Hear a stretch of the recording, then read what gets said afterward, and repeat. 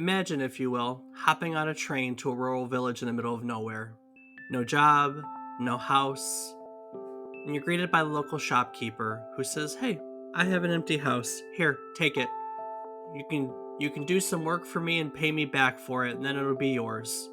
You spend your time delivering items, planting flowers, catching bugs, fishing, socializing with the other villagers, and just living life in the middle of nowhere and working your way out of debt. In many ways, it sounds like paradise. In others, it sounds just like real life. Either way, it's Animal Crossing. It's life, but somewhere else. And it's been enjoyed by millions of gamers throughout the world since its inception in 2001. And today we're going to talk about it.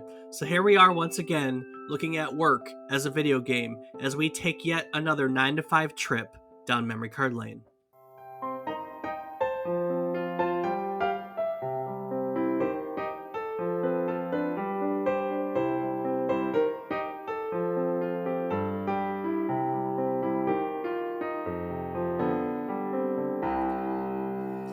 Good morning, good afternoon, and good evening. I hope these words find you well. Hello and welcome to the 55th episode of our video game nostalgia podcast, A Trip Down Memory Card Lane. Each week we take a look back at one title relevant to the current week in gaming history, and we talk about it. While doing so, we hope to teach you something new about the game, what it took from the world in its inspiration, or what it gave back to it in its legacy. Today, we're looking back at the beginning of the Animal Crossing series, which was introduced to North American audiences on September 16th, 2002. I'm David Casson, and as always, I'm joined by my co-host, who has been on the run from Tom Nook for as long as I've known him, my brother, Rob Casson. Rob, what's it like being up to your eyeballs in debt? Well, Dave, I just got to learn how to play the stock market and I'll be perfectly fine. The stock market. I forgot about the stock market. Nobody's fine playing the stock market. Actually, isn't the modern equivalent the stonk market? Yeah, absolutely. Oh man, how are you? Doing well. How about yourself? I'm doing good, doing good. Ready to knock off another episode. It's last week we tried something new because I really still hadn't gotten back to normal after Hurricane Ida. And to be frank, things are still not back to normal, but I was able to cobble together an episode of our podcast with the research and everything that needed to be done. And so here we are, and I'm ready to do an episode. So, with that being said, what you been playing in the last week?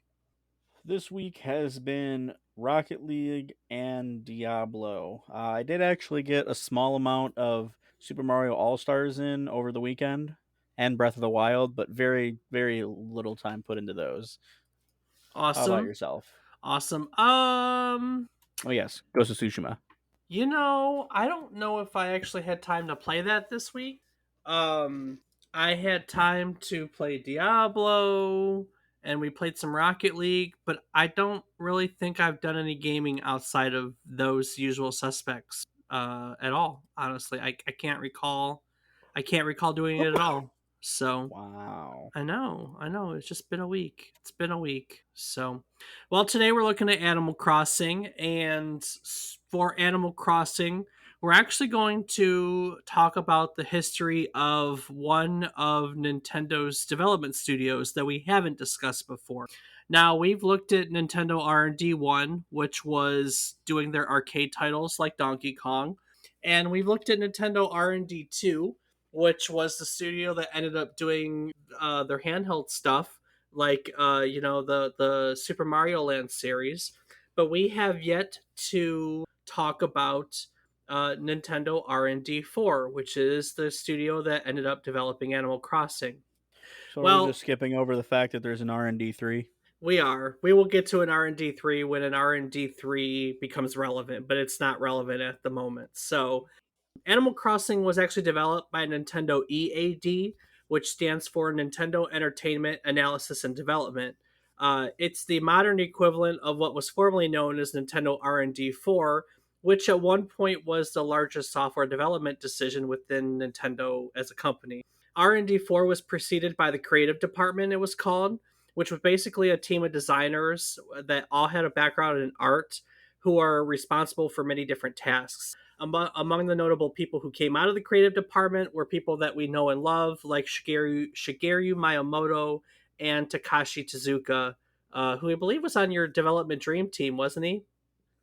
Didn't I believe so, Yeah, yes. yeah. When we talked about Hmm. Chrono Trigger, we talked about development dream teams, and Tezuka was on yours. So Nintendo R&D4 was created by Nintendo, and it was created in the wake of Donkey Kong's commercial success. And it was basically a development department that would be creating titles for dedicated consoles. Because it was about that time afterwards that Nintendo was developing the Famicom, or Family Computer System, and they needed a studio that was going to create titles for the Famicom, or as it became known in the United States, the NES. Um, some of the team that worked on Donkey Kong from Nintendo R&D1 would come over to R&D4, while others, of course, would stay in R&D1. You see, at the time, R&D1's primary focus was arcade titles, but as that market dwindled, they would join R&D2 to kind of focus on the emerging handheld market and develop titles for the Game Boy, which we've again, Super Mario Land, we've kind of talked about that. So as a result, Nintendo R&D4 would become the lead software developer for all of Nintendo's home video game consoles. And they started out here developing titles for, like I said, the Famicom and Nintendo Entertainment System. Now, one of the first games developed by the R&D4 department was Mario Brothers in 1983, which was designed and directed by Shigeru Miyamoto.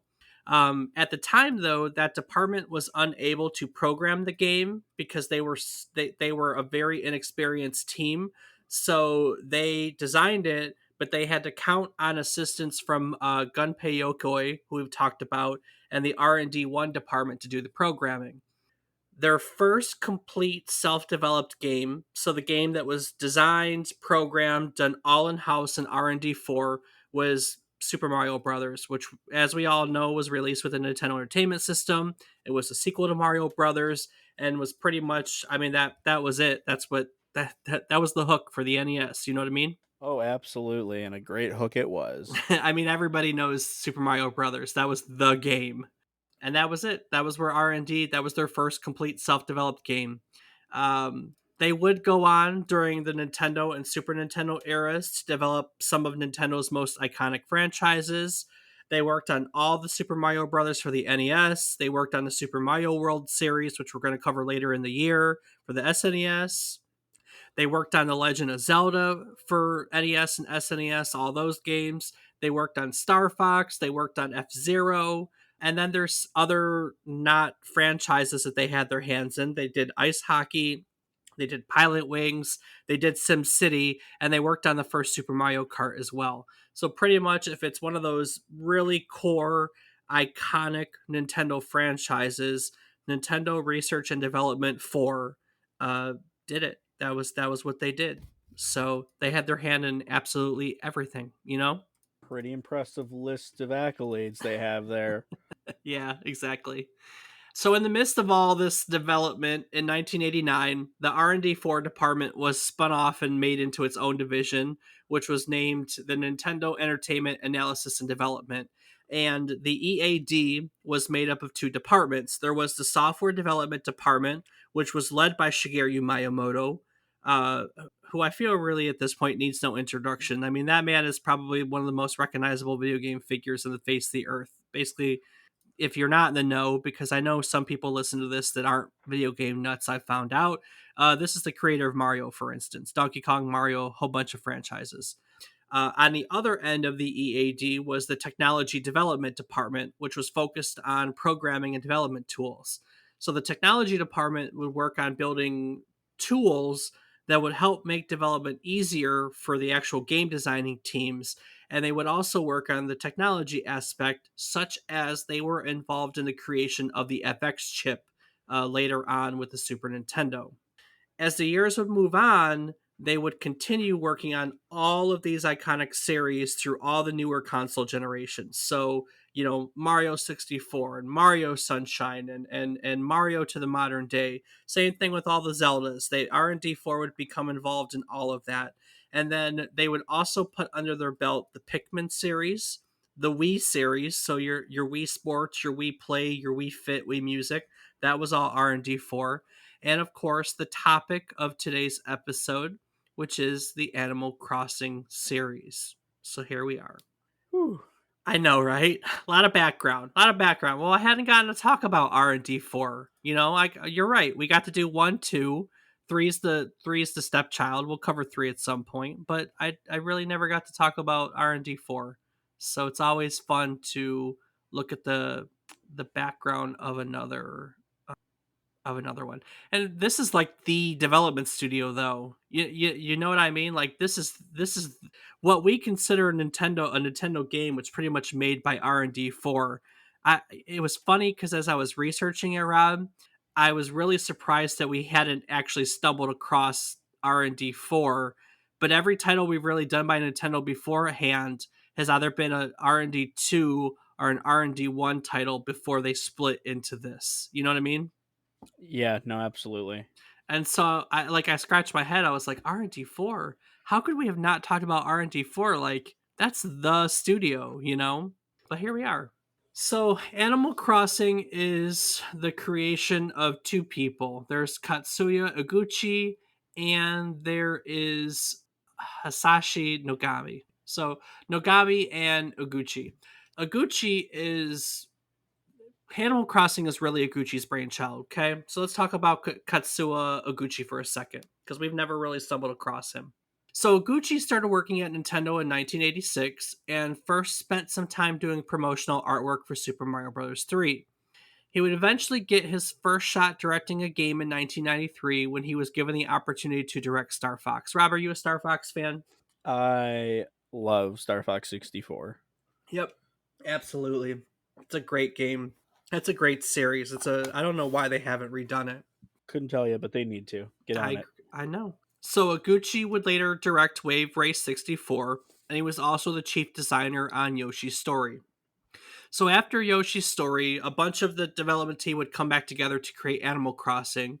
Animal Crossing was inspired by Iguchi's experiences as a 21-year-old graduate because he had made the decision to move from where he had grown up and studied in Shiba, to Nintendo's HQ in Kyoto. Did I get those right? I got those right. Man, I'm a butcher names. I'm always butchering names, right? And every time You I do are. it, I say I butchered names.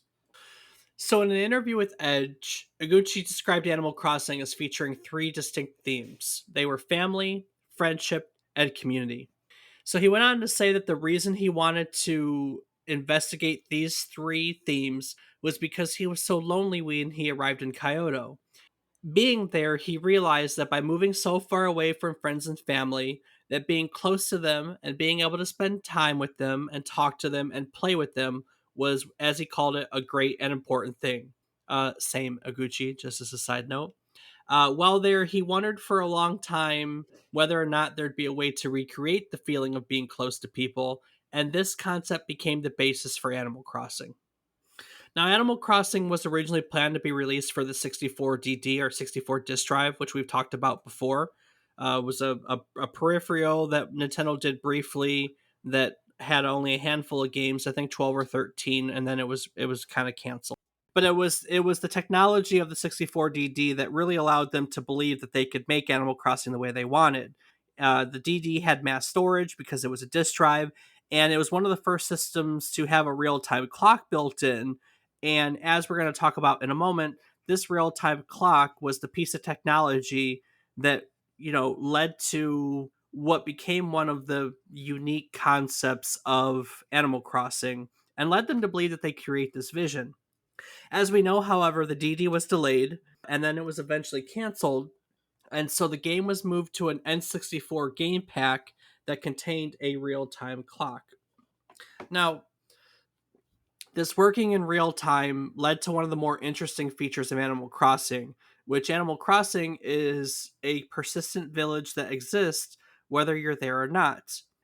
In an interview with Gamasutra, Iguchi described his desire to create a space where he and his family could interact more, even when they weren't playing together. So, this is this concept of a persistent village.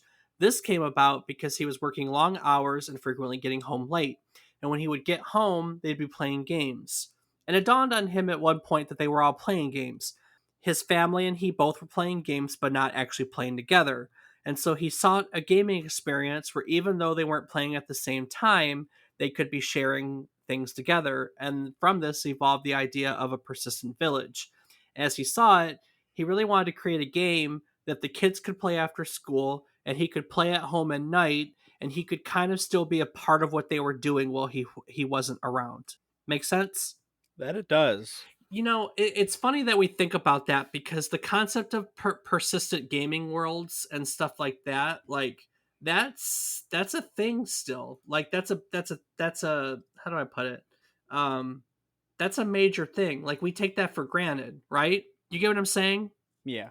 We have a lot of persistent worlds nowadays. The MMORPGs created things like WoW, and we all play games like Minecraft or I don't know, Terraria or Ark, where you can create your own private servers and have these persistent worlds. But at the time, back in 2001, 2002, when this came out, online gaming was still kind of a non-existent thing. This is the N64 and GameCube era because the GameCube was late 2001, if I remember correctly. And the GameCube, online gaming was just not really a thing at the time. Not like it is now, I guess is the point.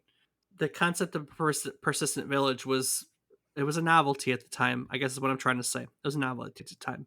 I was going to ask you if you remember 2001, but you were still kind of, what, 6 at that point?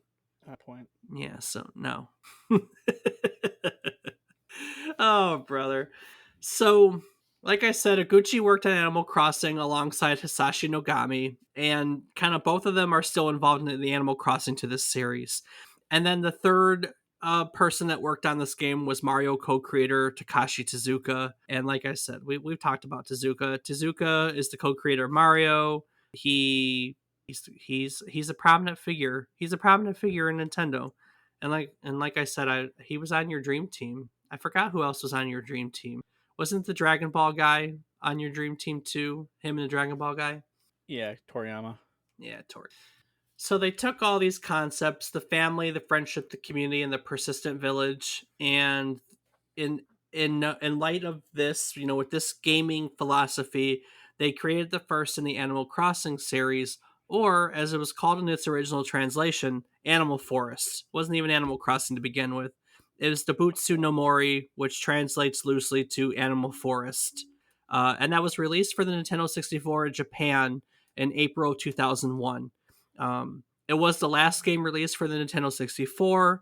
It was the second to last. It was the last game that Nintendo itself released for the N64, and it was the second to last title released for the N64. Period in Japan itself, and that's something I didn't know. I didn't realize that this came so late in the N64 era, but it was their last N64. If I'm being honest, I didn't realize that it came out in the N64 era. I thought it started with handheld. Well, nope. It's funny you say that because it came out in April on the N64, and then the GameCube was a 2001, and so it was ported over to the GameCube and it was released in Japan on the GameCube on December 14th, 2001.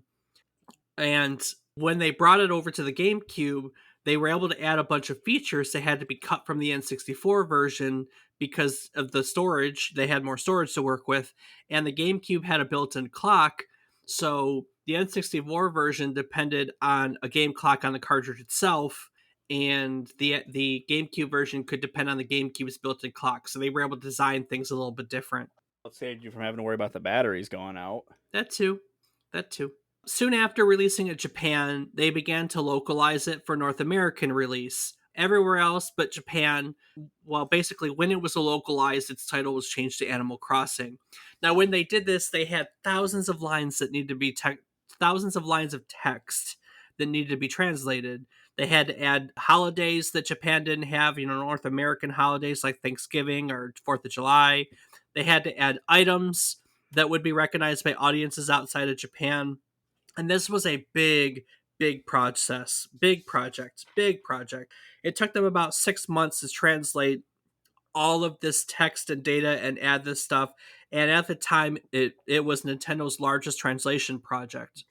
When they did it, Nintendo's Japanese leadership, they were so impressed with all the American content added back into the game that they went back and had it all added to the Japanese version, and they released Dobotsu no Mori E Plus, if I remember correctly, yet another version of the game in Japan. So Japan has three versions of the original Animal Crossing game, whereas here in North America, we only have the one GameCube release of the original Animal Crossing. So, a little fun fact. Fair.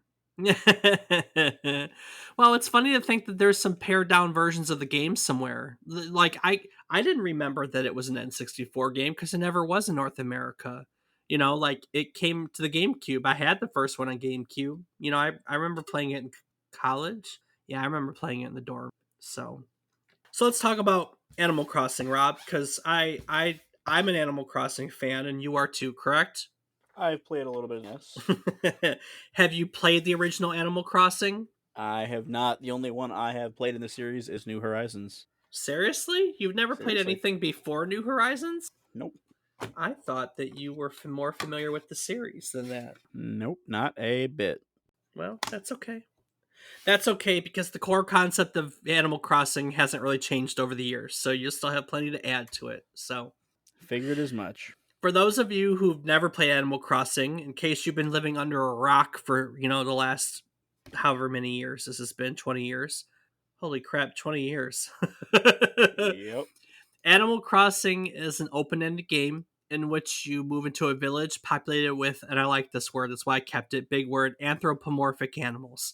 So anthropomorphic, the concept of anthropomorphism is where human traits are given to non-humans. So in this case, they're basically animals who walk, talk, and generally act like humans. Okay, so big fancy word means something simple. Animal Crossing is frequently called a social simulation game. Nintendo has given it the title of a communication game. Well, let's pause and talk about that for a second. Rob, social simulation or communication game? What do you think? Or both. Either or. How do you feel about those? I mean, so open-ended game, I think is a fair statement, right? Because one of the things for Animal Crossing is you have no goals whatsoever. Okay, you're free to. Kinda. No, well, you don't have to. We'll talk about that in a second, but you don't Okay. have to do anything, is the point. That's fair. So we can both agree on open ended. Fair enough? Yeah, that's fair. All right, so let's talk for a moment about the social simulation part. Is Animal Crossing a social simulation? I mean, I suppose that if you played it in that manner, it can be. Like for me myself, I didn't really talk to my other islanders all that much, and I very seldomly, as in only a couple of times, I've even played the multiplayer. So for me, it was just more of work and pay off debt, I gotcha. collect So, things. so communication game. Do you feel it's a communication game? Yeah, I see how it can be. All right. So those are maybes, but we can agree that it's an open ended game. Okay. So back to it. So in Animal Crossing, you as your character you live your life in the first one. It was a rural village with little to no plot or mandatory tasks. So basically, the way the game starts is you assume the role as a new resident of town. The game starts out with you on a train. You meet a cat named Rover, and he asks you a number of questions. And based on those questions, your gender and your looks are assigned. And then you get to Animal Crossing, which is the name of the game and the name of the town, right? Hmm. You come to Animal Crossing and you have no job, no anything, and so you meet Tom Nook. Tom Nook is the owner of the local town store, and he gives you your first house and a debt, your mortgage of it's 19,800 bells. I don't know why I remember that, but I know that's the number. And you go from there. We made fun of Tom Nook in the beginning of this, so let's talk about Tom Nook, right? Okay. Are you a fan of Tom Nook? He's kind of annoying. He's everybody's favorite loan shark. That's what Tom Nook is. Except Yeah, I don't think he takes your knees out from under you. And he loans you money without like I don't think there's any interest to his loans. Maybe it's there. They never really tell you, hey, this is a $15,000 house and I'm charging you $4,800 for the loan. They just say, hey, here's your house, here's your loan, pay it off. You know what I mean? yeah, that's fair. So how do you pay off your debt? What kinds of things? Uh, and look, I've played both the original and New Horizons, so I can tell you what's different. But a lot of the basics are the same. So what kind of stuff can you do to pay off your debt to? It's still Tom Nook and New Horizons. What do you like to do, Rob? I go around and collect things. Like what? I collect fruits because they sell well. I collect bugs because it's cool to get to the museum, and the ones that I already have sell well. I collect fish. Same reason, museum, and they sell well. And like sticks and rocks and iron, just stuff to build tools to collect more stuff. Yep. Yeah, so the crafting was new to New Horizons. In the past, you would buy your tools, but some of the basics have been the same. You could pick fruit off trees and sell it back to Tom Nook. You could weed and sell the weeds. You could find flowers and sell the flowers. You could go fishing and sell the fish. You could catch bugs. So all that is still the same. In the original, Tom Nook would also give you tasks such as deliver this gift to this resident, and he would pay you to do that. So there were some basically delivery tasks. That's what it was all the time. A lot of the core stuff is the same. So you said you like to collect stuff. Are you a museum fan? I give a lot of the stuff that I haven't already to the museum, although admittedly I haven't gone back and looked at a lot of it. I was kind of just waiting till I could get most of it filled up. Gotcha. So in every Animal Crossing, there's a town museum, and in the original, it was fish, bugs, and paintings. You could donate to the museum, and then you could go and look at your museum. So I like collecting things in video games, so the museum has always appealed to me. And so, getting filling in all the empty spaces because there's a certain number of spaces to tell you if you found everything was always the fun part of getting all the stuff. And that's kind of still the case with the new one, since we've been talking a little bit about New Horizons. That's yours. I'll tell you, I mean, honestly, every museum has gotten better and better because as the technology has gotten better, Animal Crossing games have gotten bigger and better too. So that's been a really big thing. But yeah, so you can do the museum. So you have all this stuff that you're doing. You deliver 10,000 gifts to town residents, and you give him 10,000 plants, and you catch a million bugs, and finally you get to the point where 19,800 bells. You go to Tom Nook and you say, "Here, sir, here's your 20,000 ish bells." Rob, what typically happens after that? Once you pay it off, he upgrades your house again and charges you even more money.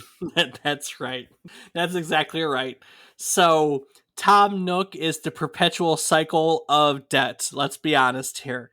Every time you pay off your debt to him, you get a house expansion, and then you get charged the amount of the construction. So you get a construction loan, and you spend time doing that. And each time your house gets bigger and bigger and bigger, and you can put more stuff in it. Because you can direct the house, decorate the house, and and then you have to pay off a new debt. It is a vicious cycle. If I remember correctly, there were 7 or 8 upgrades in the original Animal Crossing. So like I said, on top of that, you could decorate the house. Rob, do you put much stock into house decorating in your Animal Crossing?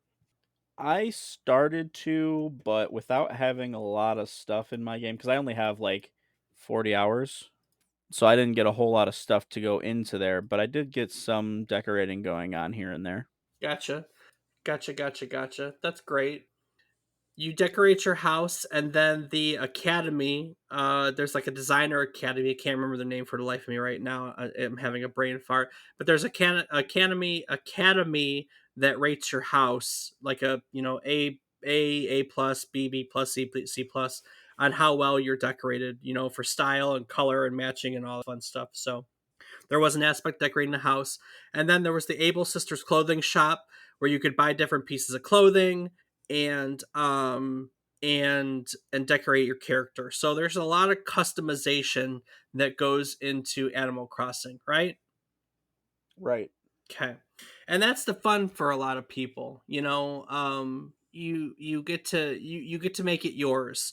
It's your house with your decor. It's your player with your clothes. You could they took this to the nth degree with the new one because you can actually modify the landscape and design it's an island in the newest one. But you can drastically design your island to make it look like in the original you could really make the village yours. You could really make the village yours. Now, let's go back to the communication or social simulator. You start out in the original with 6 villagers. Now, these villagers you can go up to and talk to, you can crack jokes with, you can write them letters, you can build relationships with all your fellow villagers.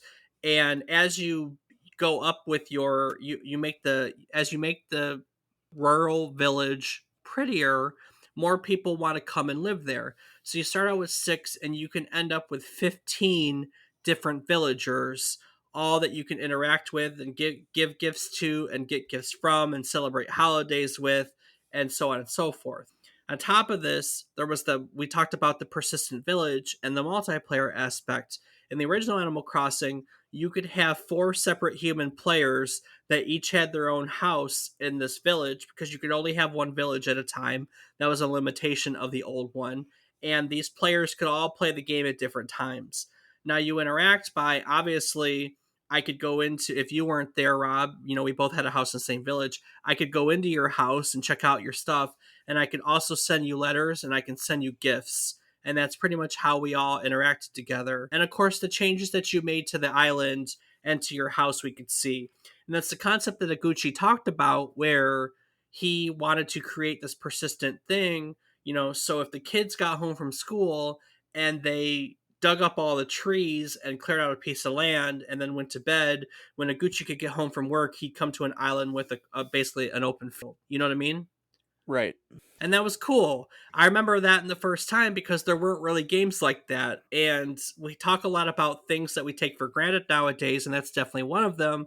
But at the time, I thought that it was the coolest concept for a persistent world. It's fun to play with other people, and this was about as close to playing with other people as we could get to at the time. So a couple other fun little things about this version, Animal Crossing. In the original Animal Crossing, there were Nintendo systems hidden everywhere. These Nintendo systems had actually playable versions of classic Nintendo games on them. So among the games that you could play were Balloon Fight, Baseball, Donkey Kong Jr., Donkey Kong Jr. Math, Donkey Kong 3, Excitebike, Golf, Pinball, Punch Out, Soccer, Tennis, and Wario's Woods. Now, when you start out, you had 2 of these NES systems, and the rest you could kind of find by getting them as gifts from villagers and stuff like that. But they actually had really like playable versions of all these NES games built into the original Animal Crossing, which is kind of cool, actually. Yeah, it is. I remember wanting to collect all of them because I could go back and play classic NES games on my GameCube. And back then, the concept of emulation was the novelty too. We that's it. The concept of emulation was a novelty. So being able to play classic games on my GameCube was super cool. Now there were later 2 more games that were released through e-reader cards in the States, and they were Ice Climber and Mario Brothers. And then, as a fun fact, The Legend of Zelda exists in the game's code, but it's not accessible by any normal means. So they've only been able to find it when they've dumped the game on ROMs and modified it. But Legend of Zelda's in there too. Oh. And then the Game Boy Advance could also hook up to the GameCube. So there was called the Link. It was the Advance Link, right? And you could link your Game Boy Advance to your GameCube and play those NES games on your Game Boy Advance. So it turned your Game Boy Advanced into like a little NES emulator, which again, super cool. Novelty at the time, right? You could also link the actual game to your Advanced, and it would bring you over to an island on your Game Boy, and that island had a special like villager that was specific to your Game Boy Advance island, and coconuts. And that was the only way to get coconuts as a fruit was by linking your Game Boy Advance and visiting the island that was specific to that part of the game. So they kind of did something cool with that too.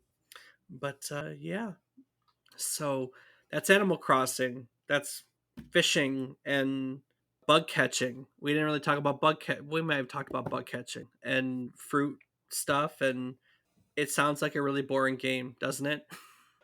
Yeah, But it's not. I mean, it's not. It's funny. It's just not. So let's talk about that, but let's pause that thought for a second. So you guys have heard me blab on for quite a while now, but this is about the time that I like to give you perspective from other people. So as normal, we pull critic reviews and we pull user reviews, just to kind of give you a different perspective on the game. So, Rob, you ready to pull out these critic reviews and kind of gain another insight into this? sure thing, Dave. All right. So what do we got? First up, we have Game Informer, who says that Animal Crossing doesn't sound like it should be any fun. You pay off your mortgage, pick up some furniture, go fishing, gather pears, dig up a cornucopia of items, and sell your goods for fun and profit. That's the brunt of the game, but I can't stress enough that it's fun. Your neighbors will react realistically to your every move. For example, Bessie would make fun of me mercilessly for not showing up to visit until evening. You can certainly keep everyone up past 3 a.m., but don't expect a lot of town activity the next morning. They're all sleeping because you pestered them into the night. Sadly, this game will suffer for two reasons. The graphics are less than mind blowing, and most people will see this as a niche title. It's like a simple Sims, but it's a lot of fun. I swear. I think it's funny that back then, like, this game will suffer for two reasons. The graphics are less than mind blowing, and most people will see this as a niche title, niche, niche, whichever. Um, and let's look at the now, right? So Animal Crossing New Horizons releases in March of 2020, right as all of us are locked down in our homes, and becomes the first digital title to reach, I think, 5 million downloads in its first month or something like that. Like, it's basically the most downloaded title, one of the most downloaded titles, digital sales of 2020. Yeah, niche title my ass. Absolutely. All right, so what did GameSpot have to say? GameSpot had to say that in a market dominated by action games, Nintendo has released the quiet, happy, and group oriented Animal Crossing. Though not a challenging game by any means, nor one with any sort of plot or tension to draw the player, Animal Crossing more than makes up for that with its sheer number of activities and good sense of humor that is both kid safe and capable of making older kids and adults snicker. The premise is simple. Animal Crossing is a role playing style game where you play as a human leaving home to make your way in the countryside village of the same name as the game's title. When you arrive, you have no money and no place to live.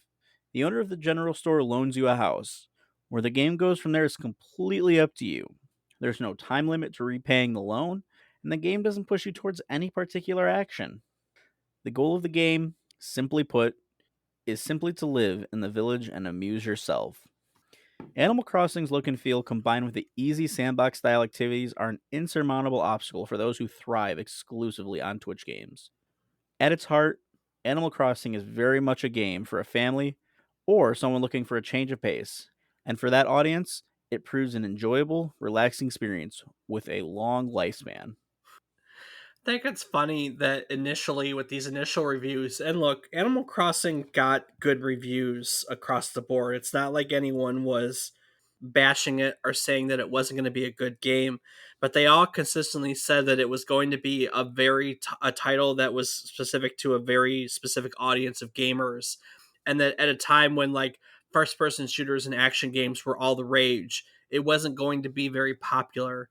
And yet here we are, like, it is popular. In fact, remember in March 2020 that it came out the same day as Doom, and they did that little crossover, Do, you I don't can't say I remember? do. You don't remember? So, like, Doom, the new Doom, and Animal Crossing came out the same day, and so it became like the fandoms of these two, like, did it together. So you can go online right now and you can see a picture of, that iconic Doom where, like, the Doom guy is standing on a pile of bodies with his gun pointed in the air, that iconic Yeah. picture.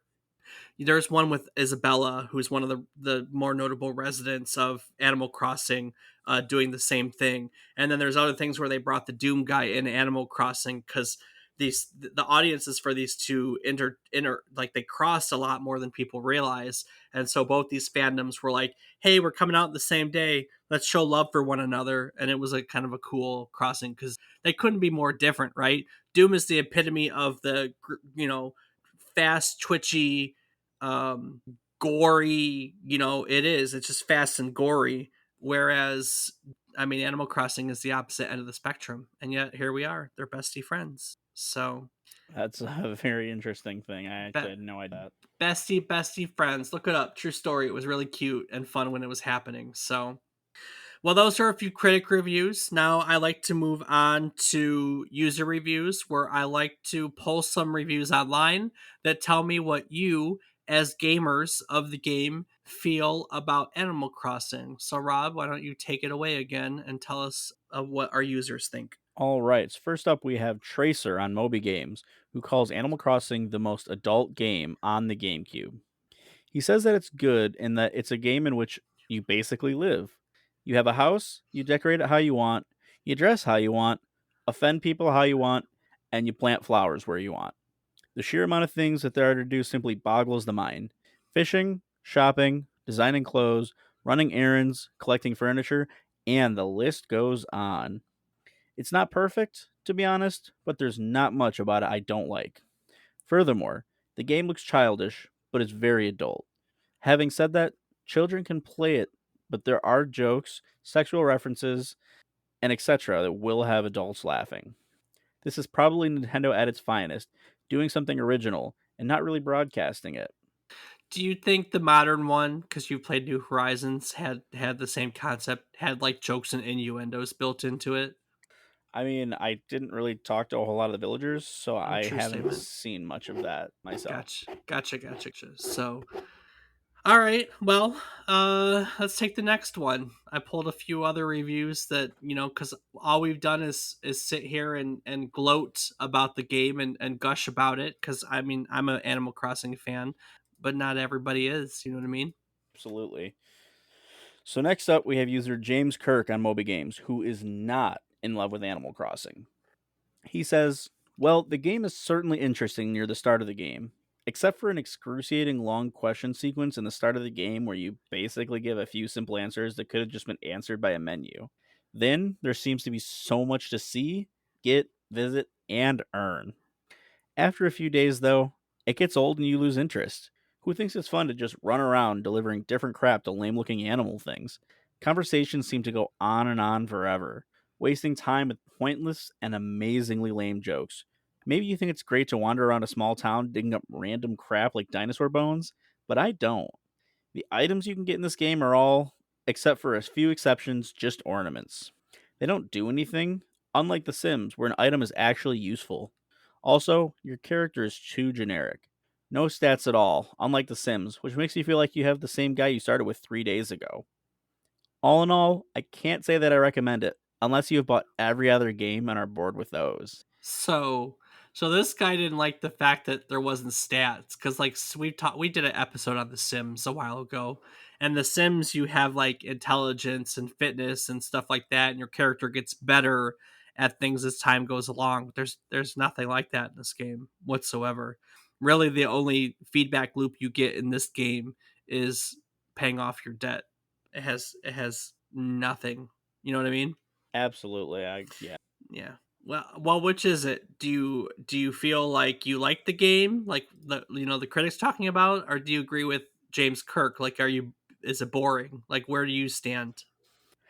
It's a mix of 50-50. I mean, there are definitely moods where I do enjoy playing it, but then there are the moods where I just get tired of the repetition. I mean, I put 40 hours into the game and haven't really had much desire to pick it up because I haven't felt like doing those. But I mean, when sitting at home and all I really did was sit at a computer all day, getting off of it and going to play Animal Crossing was nice, you know? Yeah, very Um, true. but then again, I do also know people who I know one person who has almost 500 hours into the New Horizons. So, I mean, obviously, it's definitely got appeal to some, you know. And I mean, it is a great game. Don't get me wrong. I'm not saying it's not. It's just that I myself like the more action packed games where I have more to do or more a quest line, so to speak. So that's just more what I play, but also because I do those with friends and we kind of have a little competition between each other because that's just the way we are.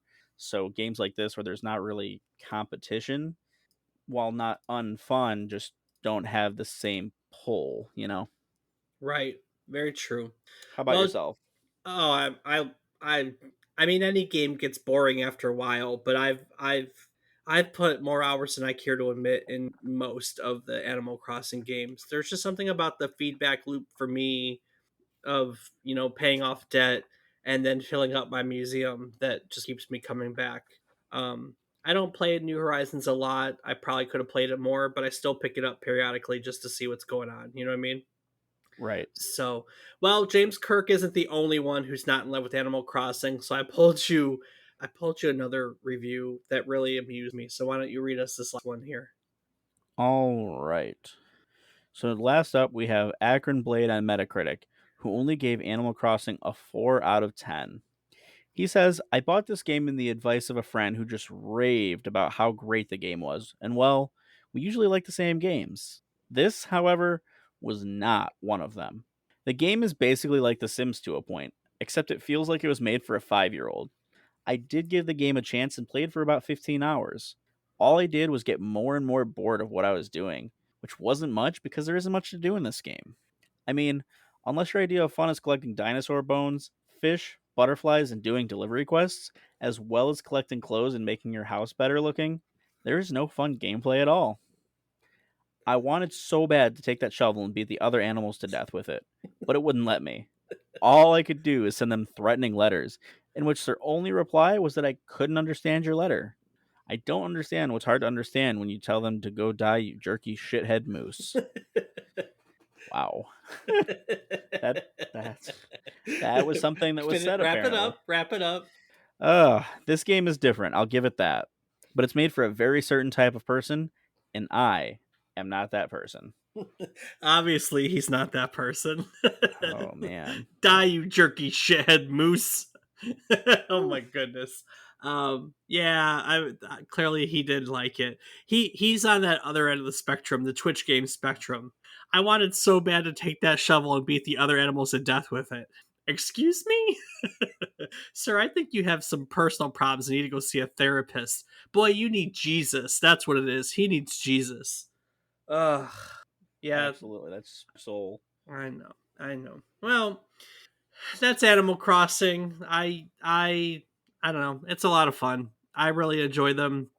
I think that there are times when we are all in the mood to play those Twitch games, the Dooms and the Halos and the, action games like Devil May Cry of the world.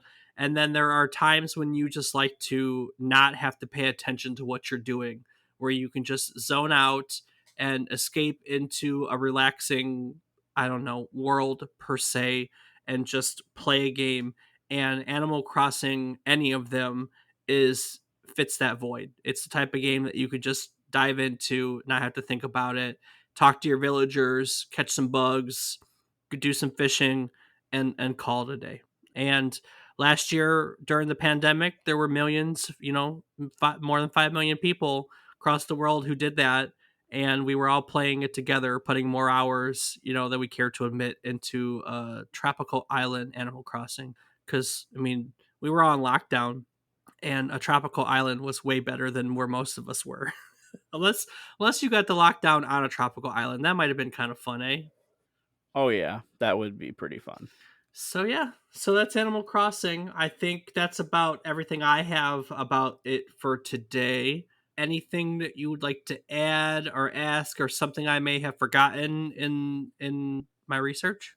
Um I don't think you missed anything because you did the research, but I will say that even though I may not give it the raving reviews that Dave will, it is still a game that you got to give a try and see if it's your cup of tea. You might find that it's not. You might find that it's one of those games you pick up in a very large spell of boredom, but it's definitely worth playing because it was developed by a great team and they did do a pretty damn good job at this game.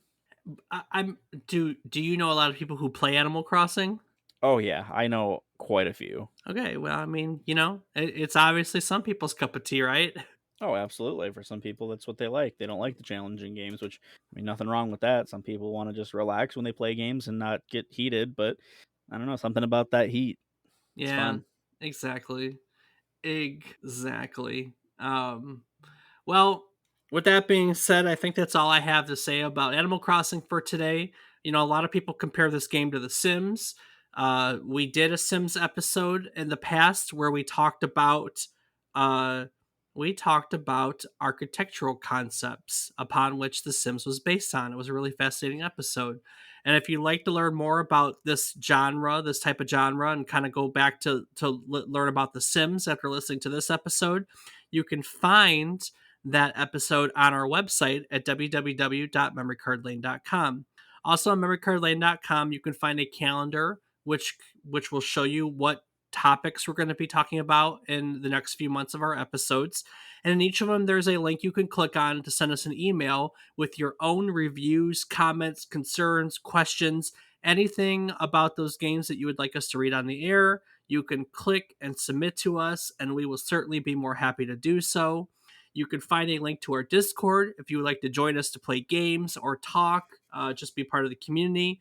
We've had a bunch of new people join us recently, so welcome to all the newbies on the Discord. Thank you so much for joining us. You can also find a link to our Patreon, where you can support our fledgling. I say fledgling, but we've been doing pretty good. I just like being self-depreciating. But you can join. You can find a link to our Patreon where you can financially support this podcast if you like to help us out a little bit. That would be nice. And then lastly, you can find a link to all of our social media. I am on I am on Twitter. I'm also on Twitch, but I never use it. But so my Twitch link is on the website because someone asked about it the other day. Maybe one day I will stream, but right now I kind of keep up with this. But either or, you can find me on both as David is wrong, David underscore is underscore wrong. David is wrong. I'm always wrong. That's how you remember. That's my Twitter and Twitch plug. Rob, what about you? What are you doing on social media? I can be found on twitch.tv/FATBOIRIP, That you streaming can. whatever is the game of the moment. That's right. What is the game of the moment? What do you think you're going Well, to play in the next week? well, we got to get Diablo done. Yeah, we've been bumping our head against Diablo 1 since our episode, and I'm so ready to move on to Diablo 2. So, Well, almost there, Dave. almost there. Definitely almost there. I'm excited. All right. Well, this is about the point where we do our episode wrap up. As we said at the beginning of the episode, each week we like to teach you something new about the game, what it took from the world and its inspiration, or what it gave back to it in its legacy. We go around roundtable each week and we talk about what we learned. We talk about what we learned. So I will start with you, Rob. What is your big takeaway from this week? I would have to say that the translation for the game was Animal Forest and not Crossing. That's weird how it became Crossing. Yeah. Yeah, there's really no story behind it. It just translates literally originally to Animal Forest. And then when they brought it over, they just Animal Crossing kind of rolled off the tongue better. So I Oh, I wish there was a agree. fun little anecdote for that, but they just Animal Crossing. I mean, it sounds so. I mean, it's what we're used to now. You know what I mean? Yeah, just definitely weird. Yeah. Well, I mean, Animal Forest we've never heard of. You know what I mean?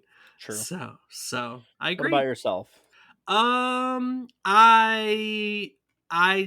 honestly didn't know that there were three versions of the game in Japan. I had completely forgotten that. Really, I didn't know that there was an N64 version because we didn't get this till GameCube, and I never really paid much attention to the beginning of the series. So to learn that this was originally an N64 and then also a GameCube and then also another GameCube version with all the American content was kind of cool. Oh, we didn't talk about that. So this game's played in real time and you celebrate holidays and stuff, right? Yes. Yeah, so that's another fun concept. I completely forgot about that.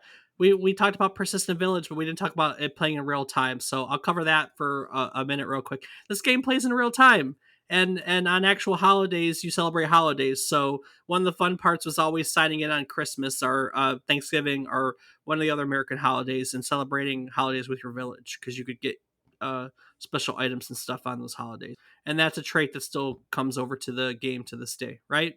Right. There you go. That's another thing.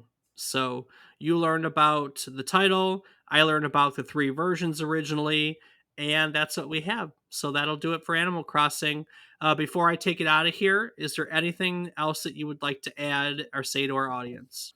As always, I just want to take a moment to say thank you for it means the world to us. And for as long as we plan on doing this, we hope you continue to enjoy our content. But let us know because we love hearing from you. That is so true. Well, I mean, we like hearing from some of you. Some of you are dicks. For no, I'm just kidding. There's people that suck out there. Luckily, we haven't had any yet. I don't know if that's a good thing or a bad thing. Maybe we're not big enough yet to have hate. You really only get hate when you're big. You know what I mean? Yeah, well, I mean, I wouldn't necessarily agree to that. Okay, well, no hate yet. So all right. Well, guys, next week we're going to take a look at a game that was originally conceived as a small side project that was going to tide Halo fans over until their next adventure with the Master Chief. This game, Halo 3 ODST, or Orbital Drop Shock Troopers, isn't that what it is? Halo 3 ODST eventually became a full size game and one of the more unique titles in the Halo franchise. It was originally released in September of 2009. ODST was an unexpected hit, and it honestly it showcased the Halo universe in a way that was never seen before. Because it took us out of Master Chief. It told us a story that was different from many of the other Halo titles we had ever seen, and because of this, it's a very important game in the Halo franchise. We're going to talk all about that different perspective. We're going to talk all about the game, and what that meant for Halo at the time and what that means for Halo now. So if you're a Halo fan, going to be a lot of Halo talk next week, right, Rob? Absolutely. Yeah, Halo fan.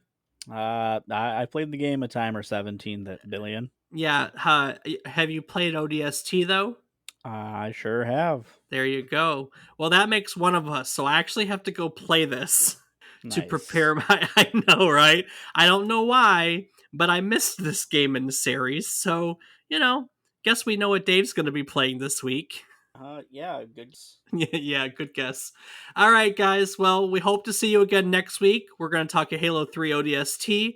And so I hope you'll join us again next week as we drop into another trip down memory card lane. Do the thing. Do do ba ba ba do wa. Do do do ba ba boo wa.